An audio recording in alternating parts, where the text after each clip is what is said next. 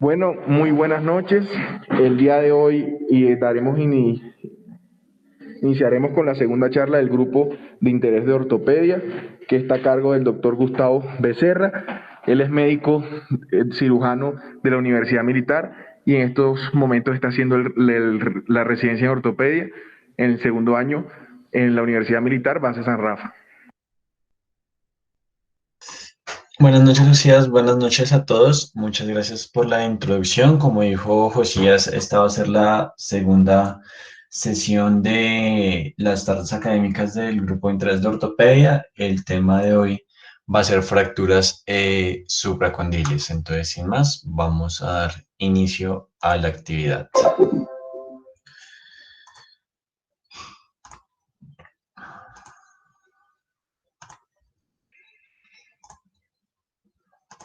Bueno, buenas noches. Como dijo Josías, mi nombre es Gustavo Adolfo Becerra. Soy residente de ortopedia y traumatología de segundo año en la Universidad Militar Nueva Granada, en el base Hospital Universitario Clínica San Rafael. El tema que preparamos para el día de hoy son las fracturas supracondilias. ¿Cuál es el objetivo de esta charla? Es que conozcamos las fracturas supracondilias, su método de diagnóstico y clasificación, identificar qué pacientes se benefician de un manejo quirúrgico y cuáles se van a beneficiar de un manejo ortopédico, diferenciar los tipos de tratamiento quirúrgico que existen e indicar un adecuado proceso postoperatorio y de rehabilitación para este tipo de fracturas. Entonces, iniciando con las fracturas supracondilias, tenemos que son fracturas que comprometen la parte distal del húmero en su epífisis y en su metáfisis.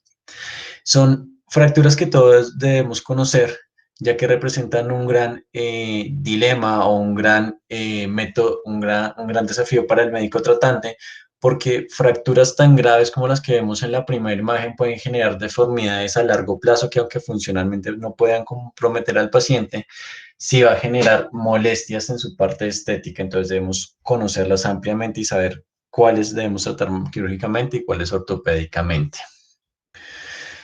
Estas fracturas son más frecuentes, es la fractura de codo más frecuente en niños, es más, tiene un pico entre los 5 y los 10 años, no tiene ninguna diferencia entre género, entre hombres y mujeres.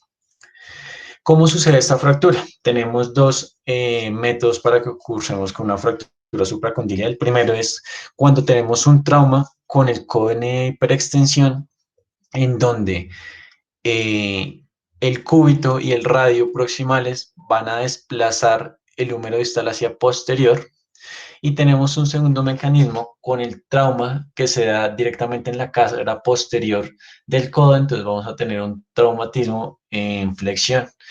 Las de extensión son las más frecuentes. Estas pueden cursar aproximadamente entre el 95 al 98% de todas las fracturas supracondilias, mientras que las fracturas en flexión son menos frecuentes y pueden ser apenas del 2 o 3% de todas las fracturas supracondilias. Es importante tener en cuenta que la razón que se da o por qué la fuerza la genera el cúbito en estas fracturas es porque tanto en la parte anterior como en la parte posterior vamos a tener una fosa que va a ser una lámina ósea que va a unir las dos columnas del húmero distal, y en estas fosas es donde vamos a tener por posterior la fosa craneana y por anterior la fosa coronoidea. Es lo que va a generar un punto de fulcro para que se traslade hacia posterior, hacia anterior el húmero distal. ¿Cómo los vamos a clasificar cuando ingresan nuestros pacientes? Lo primero que tenemos que hacer con las fracturas de supracondilias o con un paciente que la sospechemos es darle una clasificación clínica, ya que las lesiones vasculares, las lesiones nerviosas pueden ser muy frecuentes por los paquetes radiales y cubitales que existen en el codo. Entonces, primero tenemos que clasificar al paciente en clase 1, donde tenemos una mano roja y caliente con un pulso radial presente; en una clase 2, donde tenemos una mano roja y caliente, pero los pulsos están disminuidos; y una clase 3, donde vamos a tener una mano fría con un pulso radial ausente, donde va a haber pues hipoperfusión de la mano. Tradicionalmente las fracturas supracondilias se clasifican según Garland en 1, 2 y 3, teniendo las fracturas tipo 1 siendo fracturas no desplazadas, fracturas tipo 2 con un mínimo desplazamiento o que solo comprometen la cortical anterior y no afectan la cortical posterior, y en las fracturas Garland tipo 3 tenemos compromiso de ambas corticales. Sin embargo, a lo largo de los años esta clasificación ha ido evolucionando y se le han agregado nuevos determinantes para ser más exactos en cada una de estas fracturas. El primer determinante que tuvimos fue que se agregaron la tipo 2, una tipo 2A y una tipo 2B. Persistimos tipo 1A, fracturas en desplazamiento. Fracturas tipo 2A vamos a tener un mínimo desplazamiento y no vamos a tener un componente rotacional, simplemente el desplazamiento hacia posterior. En las fracturas 2B sí vamos a tener un componente rotacional, sea interno o externo, no diferencia la clasificación, sino que menciona que hay un componente rotacional. Las tres sí persistimos con daño completo de ambas corticales. Ahora, esta clasificación tuvo otra adaptación, que es en las Garland tipo 3, se dieron en tipo 3A y tipo 3B. Como sabemos, el hueso está cubierto por periósteo, tanto anterior, posterior, lateral y medial. Cuando cursamos con estas fracturas y el periósteo en la parte medial de la fractura supracondilia permanece estable y no se rompe, vamos a tener una bisagra medial, por lo que el fragmento de la fractura se va a desplazar hacia la parte medial, entonces estas van a ser tipo 3A. Cuando tenemos el escenario contrario, donde el periósteo se encuentra conservado en la parte lateral y el fragmento distal de la fractura se desplaza hacia el lateral, vamos a tener una fractura Garland tipo 3B. Ahora, estas fracturas, esta clasificación no se puede dar antes de un momento quirúrgico. La subclasificación de 3A y 3B de Garland es una clasificación que se realiza únicamente en el tiempo quirúrgico, ya que la radiografía no nos permite ver la integridad del periósteo. Y tenemos una cuarta clasificación de Garland, o Garland 4, donde vamos a tener inestabilidad en todos los sentidos, en todos los planos del codo, tanto en anterior, posterior, como lateral y medial. En este caso, lo que vamos a tener es no únicamente la fractura, sino vamos a tener la disrupción de todo el periósteo en 360 grados. ¿Cómo realizamos el diagnóstico o cómo llega nuestro paciente y en quiénes lo sospechamos? Usualmente van a ser pacientes que van a llegar con trauma y dolor en el codo, que pueden presentar deformidad. Y es muy importante revisar lesiones en piel. Debido al mecanismo de trauma es muy frecuente que estas fracturas puedan ser fracturas abiertas. Y muy importante no olvidar tampoco hacer un examen neurológico, especialmente con el radial y la rama superficial del radial, que son las ramas que se afectan más frecuentemente en las lesiones supracondilias. Sin embargo, para hacer el diagnóstico definitivo necesitamos unas proyecciones radiológicas. Tenemos una radiología sencilla, básica, es lo que necesitamos.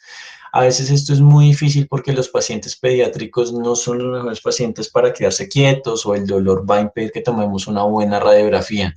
Entonces es muy importante darle la analgesia adecuada al paciente para que tengamos unas radiografías adecuadas y hacer el diagnóstico adecuado, ya que necesitamos una verdadera P y una verdadera lateral.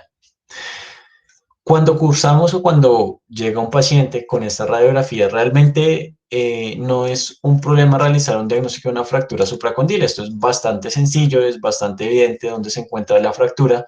Sin embargo, es en los casos de Garland 1 donde nos podemos llenar un poco de dudas y necesitamos más bases para definir o saber qué es una radiografía normal de codo. Lo primero que tenemos que conocer es la línea humeral anterior, que es la que ven de color rojo en la imagen, y vemos como esta línea humeral anterior cruza por toda la mitad o el tercio medio del capitelio. Si el tercio medio del capitelio se encontrara detrás de esta línea roja, seguramente estamos hablando de una fractura supracondilia. Entonces, primer signo de normalidad, que la línea humeral anterior cruce por el tercio medio del capitelio. Aún así, no es siempre visible esto, aún en las fracturas supracondilias, entonces también tenemos que conocer el signo del fat pad. Si ven aquí en sus imágenes, tenemos una imagen un poco más radiolúcida, o sea, un poco más oscura, tanto en la parte anterior como en la parte posterior del húmero, que están marcadas con el asterisco y con la flecha. Como habíamos dicho previamente, entre las dos columnas del húmero distal hay unas fosas que están llenas de grasa, que son los cojinetes grasos. Cuando cursamos con fracturas supracondilias, debajo de estos cojinetes grasos hay sangrado y estos se desplazan tanto hacia posterior como para anterior y generen esta imagen. Entonces, cuando ustedes tengan un paciente que presente trauma en codo, que tenga dolor en el mismo, que de pronto ustedes ven las estructuras óseas sin muchos cambios, pero le ven un fat pad, seguramente están ante un paciente con una fractura supracondilia. También es importante conocer la imagen de reloj de arena, que es la imagen que se da por la cortical lateral del húmero y por la fosa coronoidea y la fosa doble craneana, dándonos una forma muy similar a un reloj de arena. Esta usualmente pues es íntegra, tiene una sola línea en su mitad. Cuando esta línea se ve comprometida, no se ve continua, o tanto la porción superior del reloj como la porción inferior del reloj se ven alteradas, es otro signo de una fractura supracondilia. Y finalmente tenemos el ángulo de Baumann, que vamos a trazar una línea perpendicular a la articulación, teniendo previamente el eje del húmero, y vamos a trazar una línea a través del cartílago de crecimiento. Este ángulo es muy variable en la literatura, es aproximadamente entre 60 a 70 grados, sin embargo la recomendación es que tengamos radiografías comparativas en los niños para ver qué es la normalidad en cada paciente debido a la variabilidad que existe. Y finalmente ese es el último consejo para las radiografías. Siempre pidamos las radiografías comparativas. Debido por la gran cantidad de núcleos de osificación, ver una radiografía de un niño siempre va a ser un desafío. Entonces, lo mejor que podemos tener es la radiografía normal y la radiografía del miembro afectado. Respecto al tratamiento, vamos a tener dos etapas. Un tratamiento inicial, que es cuando el paciente llega al servicio de urgencias, y un segundo momento, que es cuando vamos a definir si el paciente se beneficia de un manejo ortopédico o un manejo quirúrgico.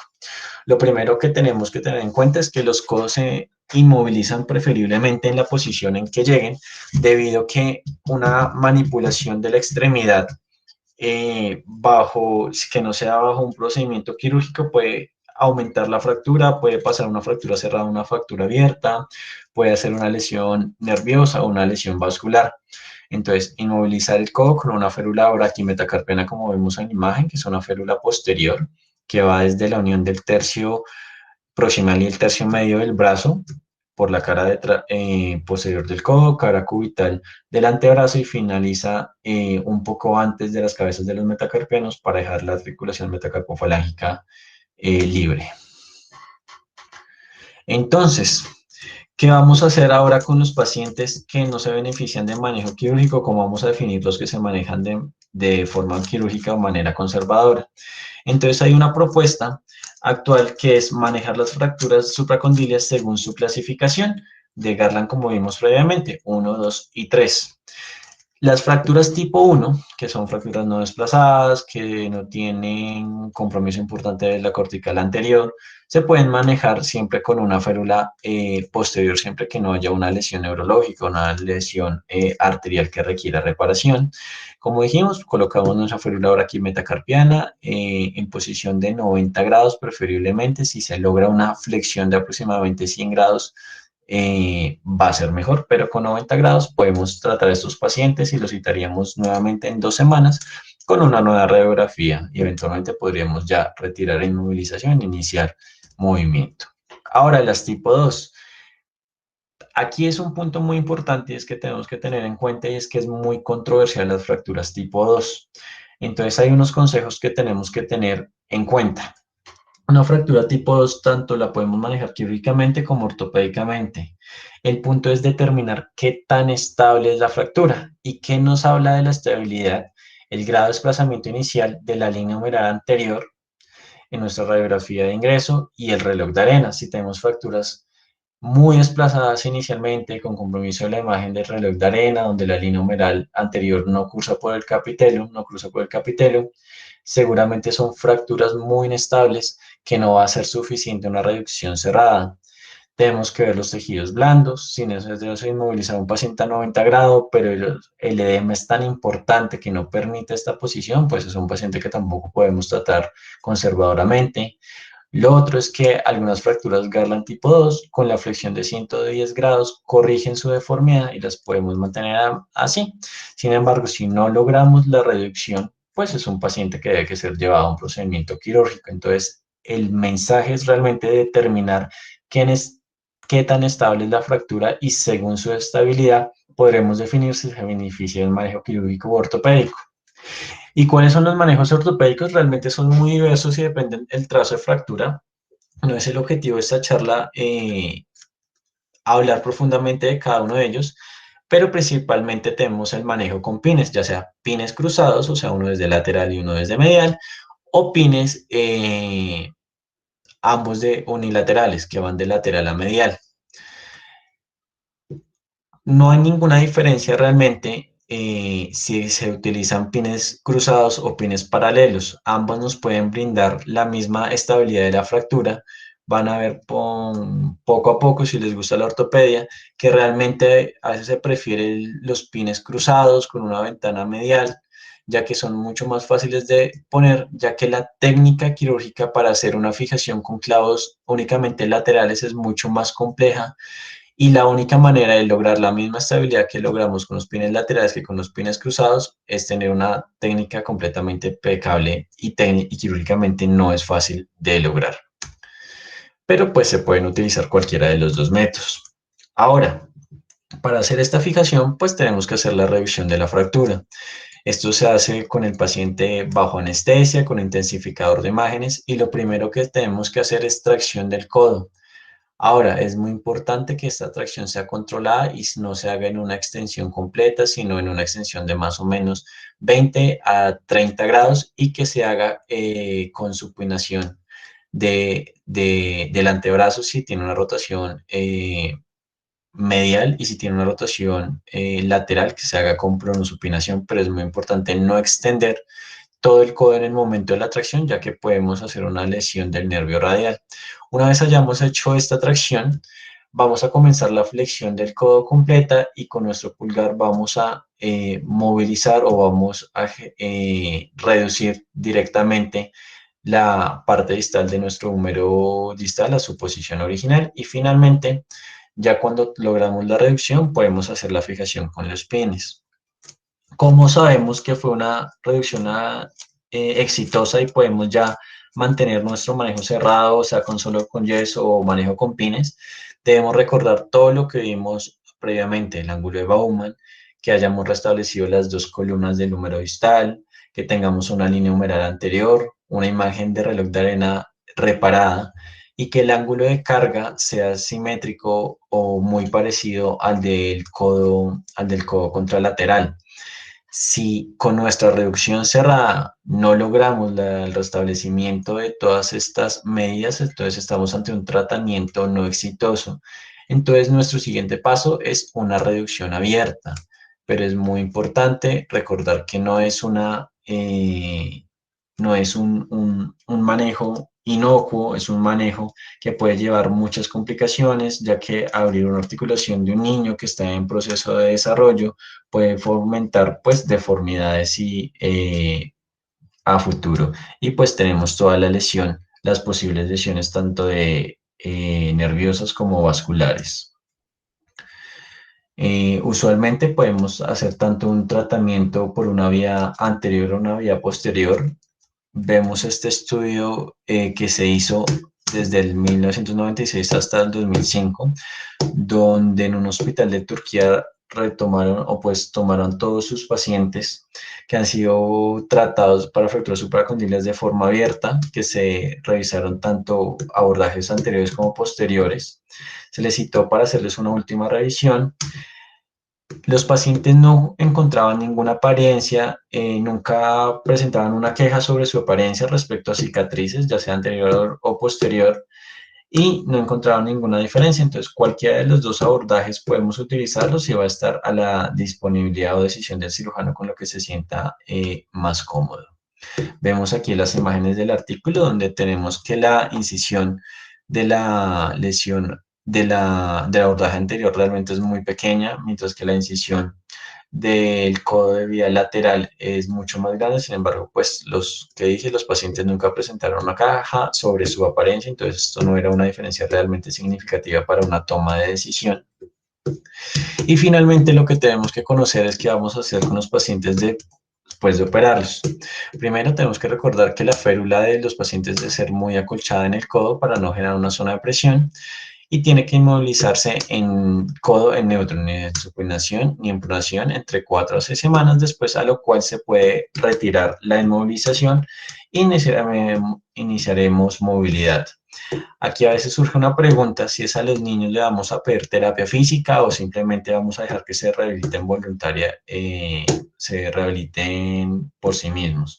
Pues realmente no hay ninguna evidencia en los niños que hable sobre mejoría de los arcos de movilidad con la terapia física. Entonces a los niños simplemente les podemos indicar el retiro de yeso y ellos mismos harán su proceso de rehabilitación.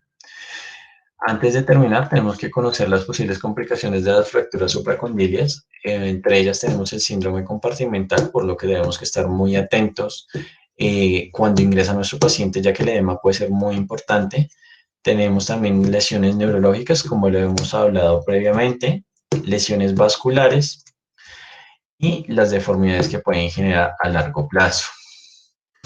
Sin olvidar un extra de las fracturas supracondilias en flexión, realmente el tratamiento es muy similar y vamos a tener las mismas medidas o pues los mismos criterios de estabilidad y reducción para estas fracturas. Simplemente pues el procedimiento de reducción va a ser el contrario, no vamos a movilizar nuestro fragmento distal hacia anterior, sino hacia posterior.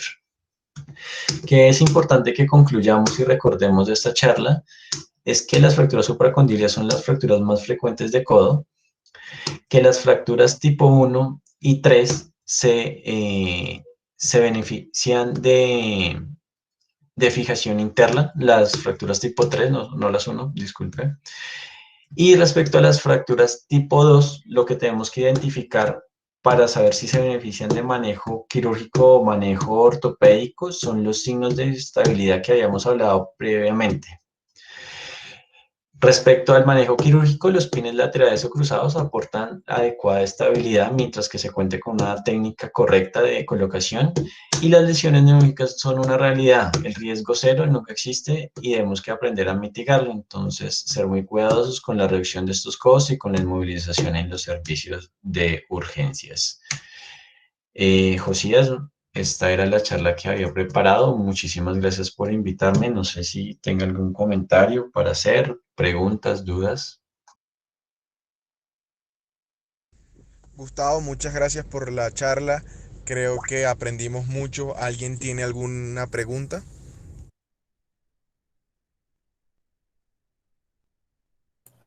Gustavo, una pregunta.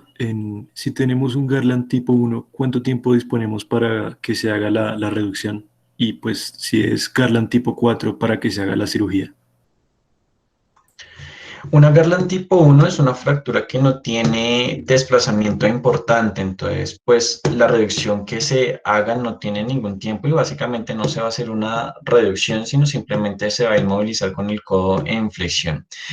Y respecto a las Garland tipo 4, pues es una urgencia vital, el ideal es operarlas dentro de las primeras 24 horas. Lo que más nos va a acelerar el proceso, lo que nos va a poner alerta es que el paciente no curse con lesiones neurológicas o lesiones vasculares que puedan perpetuar a largo plazo, pero el ideal es operarla antes de las 24 horas.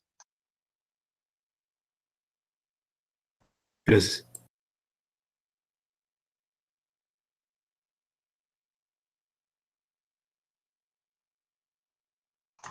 Bueno, muchas gracias a todos por atender, por asistir. Muchas gracias, Josías, nuevamente por la invitación y a todo el grupo de interés de ortopedia de la universidad. Muchas gracias por la invitación.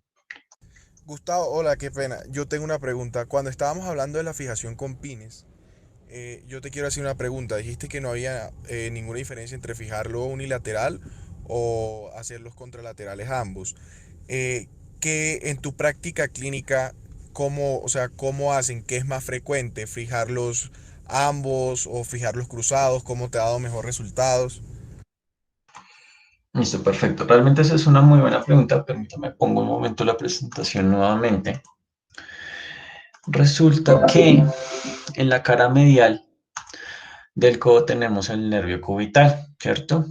Entonces nos devolvemos aquí a nuestra imagen de pines cruzados y pines mediales y pines laterales.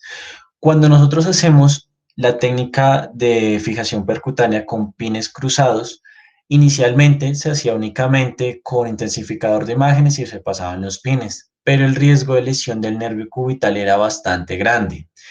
En la clínica San Rafael se realiza un mini open en la cara medial del codo para identificar el nervio cubital y ahí sí hacer el paso del pin medial hacia el lateral, lo que ha demostrado que ha disminuido bastante en nuestros pacientes la lesión del nervio cubital.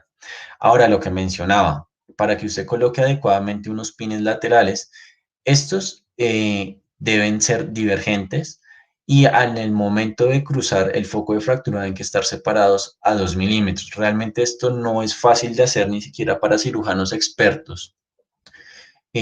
Así que si tenemos una técnica mucho más sencilla, tenemos un abordaje que nos disminuye la complicación más frecuente que sería lesión del nervio cubital. En San Rafael usualmente preferimos colocar los pines cruzados con el mini open. Muchas gracias.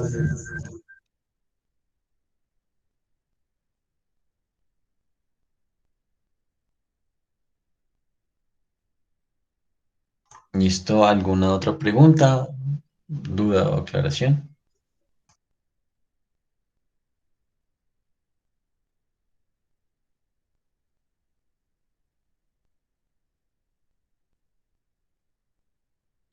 Bueno, no hay más preguntas. Muchísimas gracias, Josías, por la invitación.